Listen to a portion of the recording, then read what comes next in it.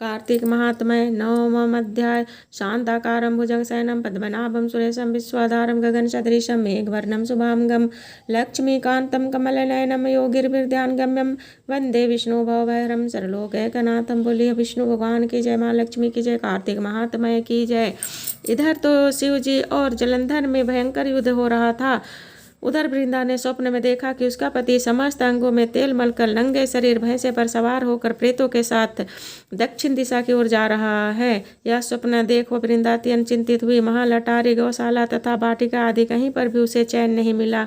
तब वह एक वन से दूसरे वन में जा पहुंची। वहां उसने सिंह जैसे मुख वाले दो राक्षस देखे। वह सहसा भयभीत हो गई और एकदम वहां से भाग खड़ी हुई। आगे जाकर उसने एक तपस्वी और उसके शिष्य को देखा और उनसे अपनी रक्षा की प्रार्थना की। विनय सुनकर मुनि ने एक हुंकार से उन राक्षसों को भगा दिया। वृंदा ने विनय पूर्वक मुनि से कहा, हे मुनि, मेरे पति जलंधर तथा महादेव जी में घोर युद्ध हो रहा है। उसमें विजय किसकी होगी, बताने की कृपा करे, क्योंकि आप सर्वज्ञ हैं। वृंदा के वचन सुनकर मुनि ने आकाश की ओर देखा।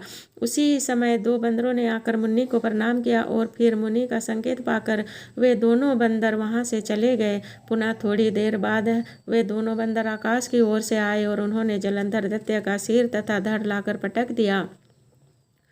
वृंदा अपने पति के मृत शरीर को देखकर अत्यंत दुखी हुई और विलाप करती हुई पृथ्वी पर मूर्छित होकर गिर पड़ी। मुनि ने अपने कमंडल से वृंदा पर जल छिड़का तो उसमें कुछ चैतन्यता आई। तब वह पुनः विलाप करती हुई मुनि से कहने लगी, हे मुनि, जिसने देव, गंधर्व एवं विष्णु सहित तीनों लोकों पर विजय प्राप्त की थी, वह शिव के हाथ से कैसे मारा गया? आप सामर्थ्यवान हैं, अतएव किसी प्रकार मेरे पति को फिर से जीवित कर दीजिए।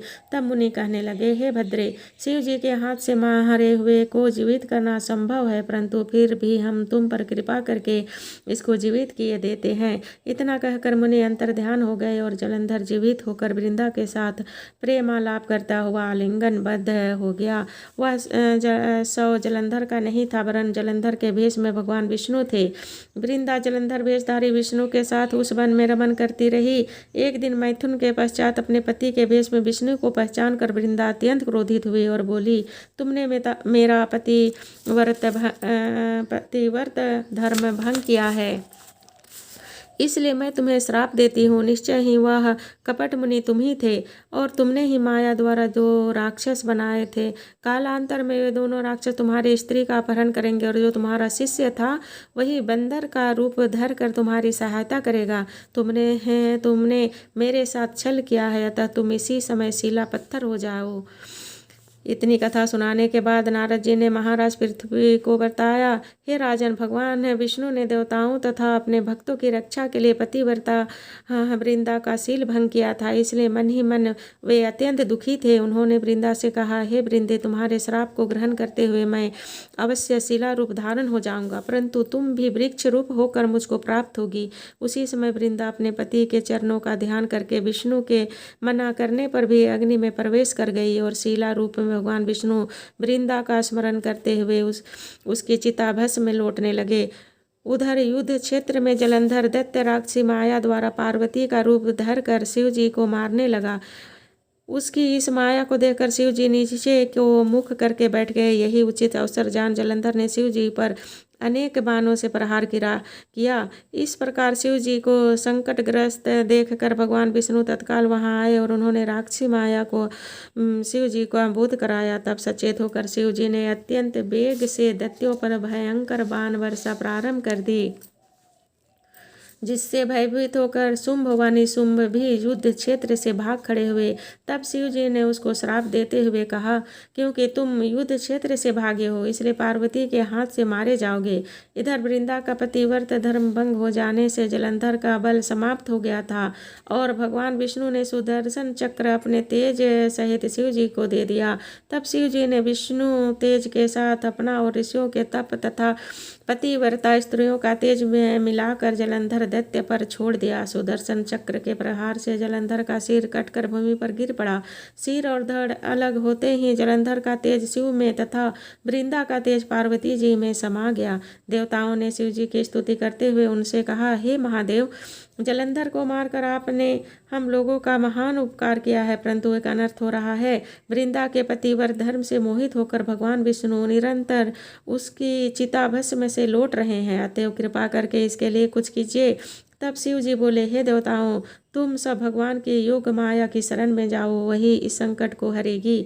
तब समस्त देवता योग माया की शरण में जाकर स्तुति करते हुए बोले, हे देवी, आप संपूर्ण जगत की उत्पत्ति, पालन तथा नाश करने वाली हो। सतोगुण, रजोगुण तथा तमोगुण आपसे ही उत्पन्न हुए हैं। आपकी माया को स्वयं ब्रह्मा भी नहीं जान सकते।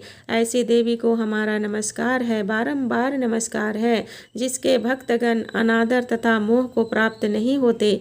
ऐसी मूल प्रकृति को हमारा नमस्कार है।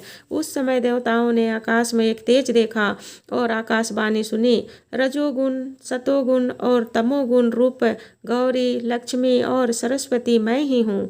इन्हीं तीनों रूपों से तुम्हारी सिद्धि होगी, अतएव तुम उन्हीं की आराधना करो। फिर उन तीनों देवियों ने प्रकट होकर 3 बीज देते हुए कहा कि इन तीनों बीजों को जाकर जहाँ पर विष्णु हैं बोकर अपना कार्य सिद्ध करो। देवताओं ने तीनों बीज ले जाकर जहाँ वृंदा की चिता में विष्णु लौट रहे थे बो दिए। उन तीनों बीजों से 3 वृक्ष उत्पन्न हुए। रजोगुण सरस्वती से आंवला, तमोगुण गौरी से तुलसी और सतोगुण लक्ष्मी से मालती की उत्पत्ति हुई। श्री लक्ष्मी जी ने अपना बीज ईर्ष्या युक्त होकर दिया था, इसलिए मालती भगवान की पूजा में निंदित तथा आंवला और तुलसी भगवान को अति प्रिय है। इस प्रकार वृंदा ने वृक्ष रूप हो भगवान शालिग्राम से संयोग किया।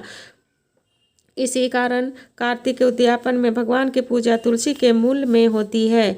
जिस घर में तुलसी का वृक्ष होता है उसमें यमदूत कभी नहीं आते। नर्मदा तथा गंगा जल और तुलसी का पूजन, ये तीनों कार्य समान है। मनुष्य चाहे कितना भी पापी क्यों ना हो, प्राण निकलते समय मंजरी सहित तुलसी जल जिसके कंठ में होता है वह पाप मुक्त होकर सीधा वैकुंठ को प्राप्त होता है।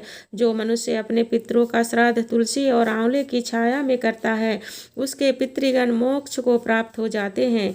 जो मनुष्य मंजरी युक्त तुलसी दल तथा आंवले का फल मुख में रखता है वह साक्षात विष्णु के समान है। जो मनुष्य कार्तिक मास में रुद्राक्ष की माला धारण करता है वह धर्म, अर्थ, काम तथा मोक्ष को प्राप्त होता है। तुलसी और आंवले का महात्म्य स्वयं ब्रह्मा जी भी कहने में असमर्थ हैं। जो कोई श्रद्धा भाव से इस कथा को पढ़ता या सुनता है वह भी अंत में मोक्ष प्राप्त करता है। जय जय कार्तिक महात्म्य की जय। तीसरी 9वां अध्याय संपूर्णम।